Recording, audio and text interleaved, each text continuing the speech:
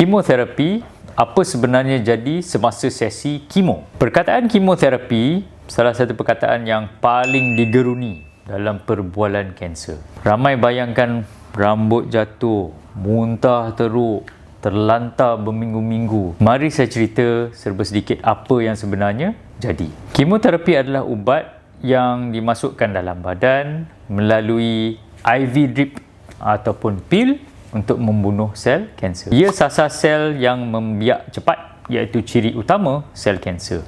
Tapi sel sihat juga membiak secara cepat, seperti sel-sel rambut, sel usus. Itu pun kena sekali disapu dengan chemotherapy agents. Sebab itu kita dapat ataupun pesakit dapat side effects. Untuk kanser kolorektal, kemo biasanya setiap 2 hingga 3 minggu. Satu sesi ambil masa 2 hingga 4 jam. Duduk di atas kerusi ataupun katil yang selesa.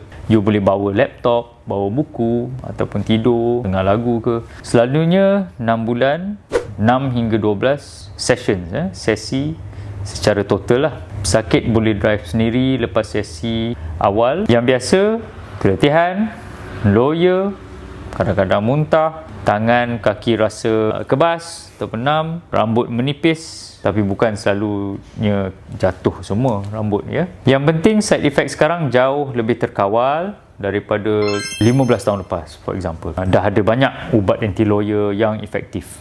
Kami juga ada strategi untuk uruskan keletihan. Kebanyakan pesakit boleh terus bekerja separuh masa sepanjang kemo. Kemo tak seperti dalam drama TV. Ia berat tapi boleh diuruskan. Ia mencabar, challenging. Tapi ramai pesakit yang melalui kemoterapi sambil terus hidup secara normal. Kalau doktor cadangkan kemo untuk pesakit korang, tanya soalan, fahami prosesnya. Takut adalah normal, tapi ilmu boleh kurangkan rasa takut itu.